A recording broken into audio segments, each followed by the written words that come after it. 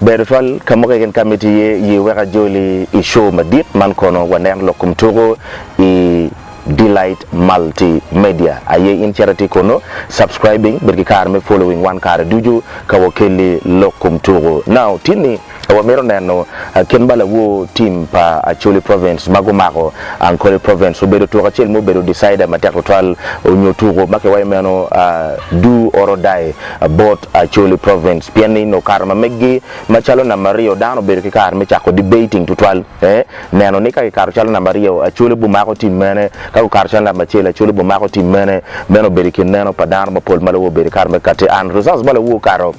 ikena Acholi province ka chel ki Ankole province uberizal mabe kapiane peke go Acholi pe bene ki go Ankole dongrache uberi bot Ankole but bora Acholi uberizal mabe the draw maguno me 0-0 ni uberi draw mabe total bot a team pa Acholi province donc le woken maturu workele on the dio donc le woken maturu workere kong wanen individual brilliances mokar ke bolo tour mamwa wo chake goalkeeping department mo wanen la dito chan Derek eno chung matak total le wo I goal post pa team pa Acholi province mawana ket mo yele kere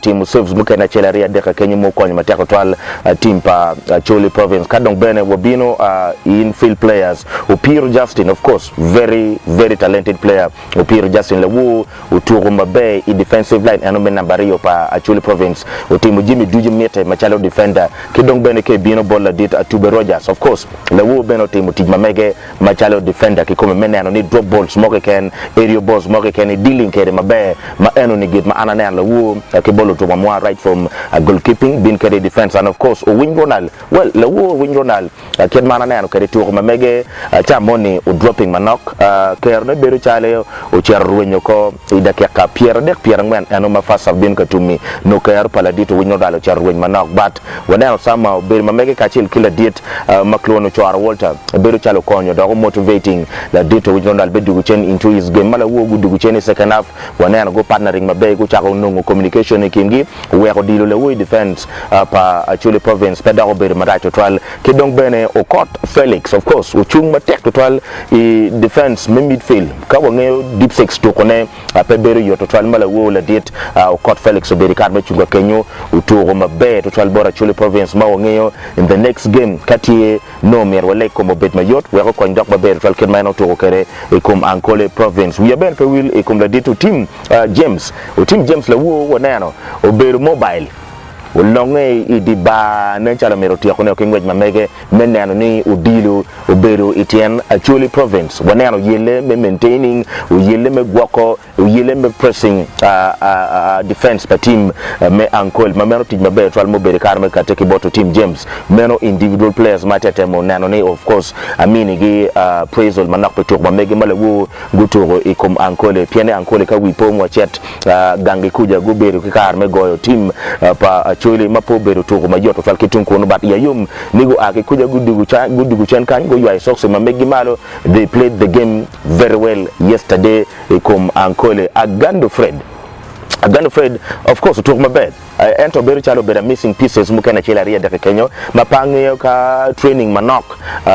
training money matitiri ma eno no ni pedo mini kero meberu la dita Agando Fred ma wan wangeyo ni bat wangeyo eni ni pa Agando Fred mala wo no mero wanen to ma mego bed babe but of course o mio his best la wo ni piene po beru git ma yotwal to ikum Ankole province kadong bene a bon Dominic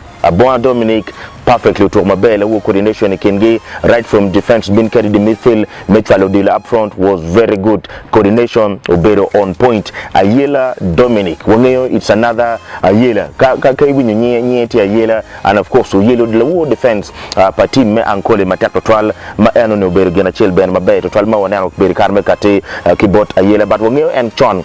karma en don kere team pa Acholi province no wonano partnership mamege obero ka chel ki wot gen la dit Tito Kelo ma beru paper Tito Kelo wo na nano chalo Ayela Dominic po beru so much into his game but la wo he also tried and gave his best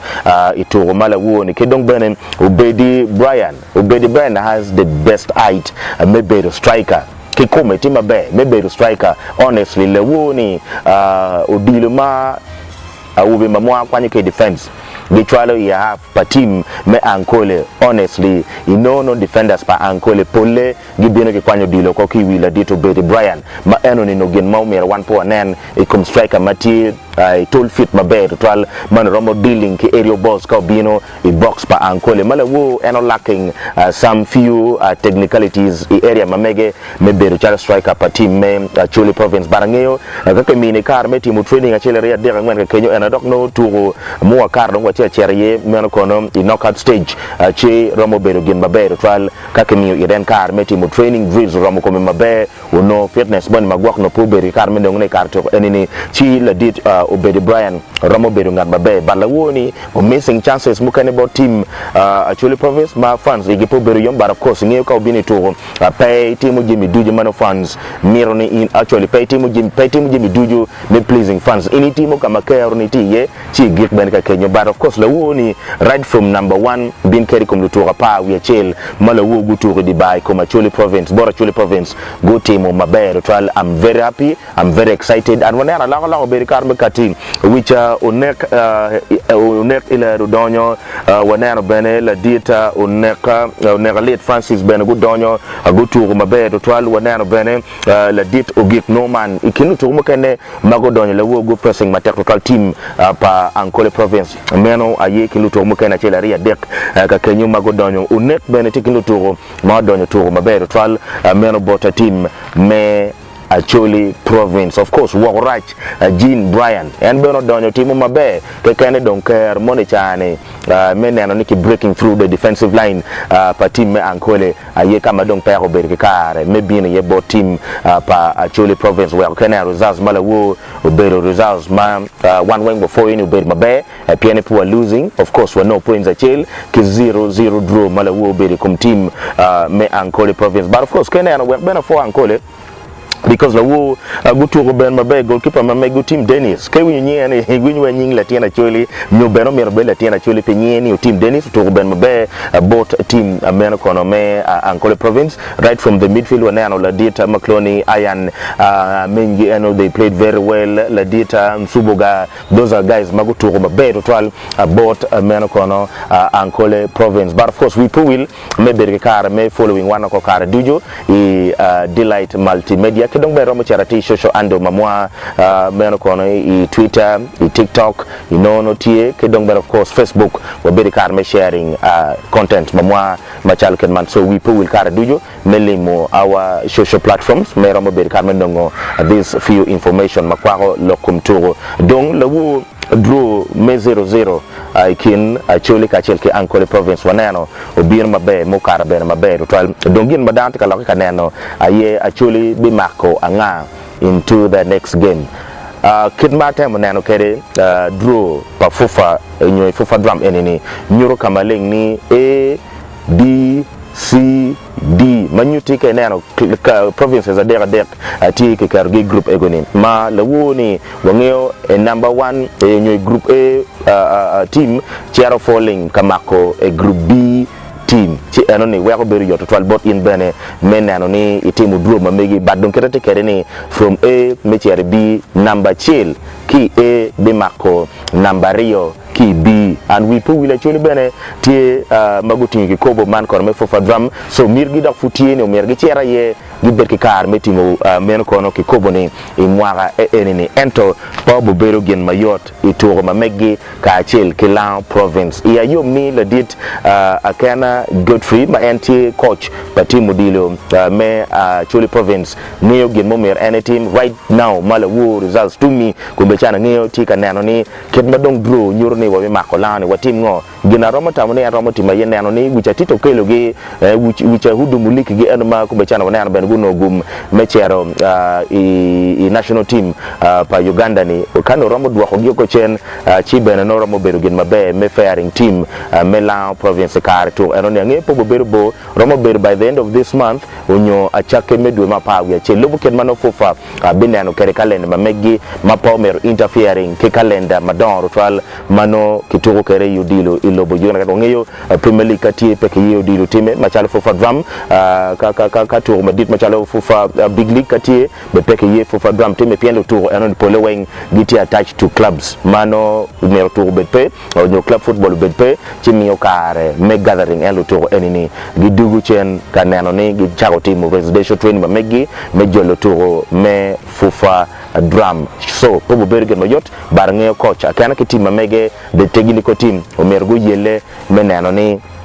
gigwago dog ben gi maintaining pace palo tour ma mego mer bet into the right order mano results katia bino no garamu no results ma mier pieni Lamu province honestly Lamu province tikilu tour madong be loyo I would say lu tour madong be loyo ituro me FUFA DRUM season maroma rio unyogwaga deke nini mero ken matikere but of course iromo chara bene pinkenyu emiyo comments ma megi makwago lokum tour mo tanwa ko kachel kin men kono Delight multimedia but kid ma wochi kere bene iromo following lokum turuman meno ishosho andos mamwa mapol mapat ma wati ki TikTok iromo chere bedi karme following men kono Delight multimedia TikTok bene nono tie Delight multimedia tie cutting across no sharing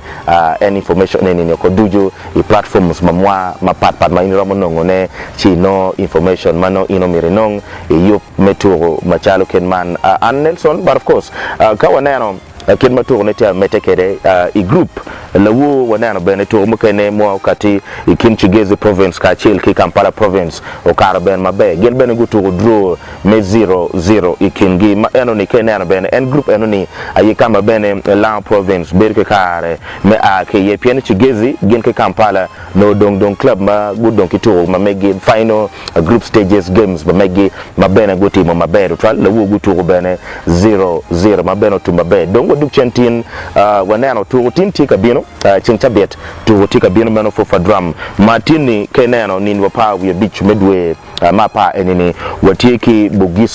bugiso no tika turo meno kono tura chel ikingi ka chel ke West Nile man beno megi mamwa manturo enone biti men igang pa bugiso gi makeneno gang pa bugiso gi tie mbale meno kama jubbe turo enini biti meke ye donc ba maturo ne biberi kar meti meke ye aye ba pa mbale municipal stadium chawa apa menen matini ayino turo biberi kar me kate romo sharing meno kono birki ituro mabikate kimbugiso ka chel ke West Nile province again benegiti yele i group megi mabene pe yo total pien keneno table standing kidmatikere pa team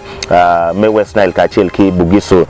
pe yo total we ko to wonetini no nge it's a do or die pien keneno joni giti i group C West Nile of course giti number chel kumbe chane tentatively kidmuchunkere giti ki points abichel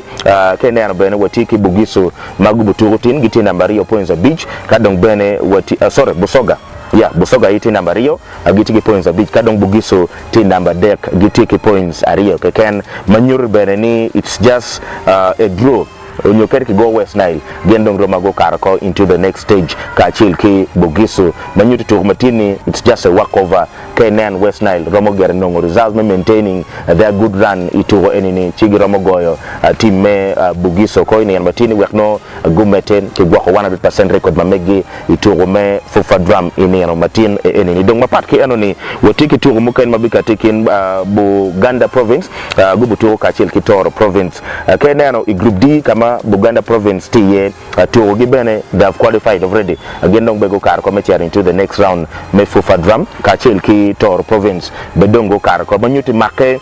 ikinen Buganda kachil ki Toro province bibero just a fair game to them piene gin wengo kar ko makeneno kidmate bote nyoro kerga kan tie chimoni Buganda tie ki points abichel gutu to adek and of course Toro bene giti nambario gutu to adek giti ki points angwen ma enoni points angwen Romi mekar chero into the next stage and Kenan kubechao bene la bunyoro ma giti bene kubechane number deck ki points angwen but of course negative goals giti ker manyorni Kenan tin bene Tor ki goigi ki goals makara rio chichao kene bimi ker bot bunyoro me advancing chero nyokalo wi Tor so Tor miro yi peke gogi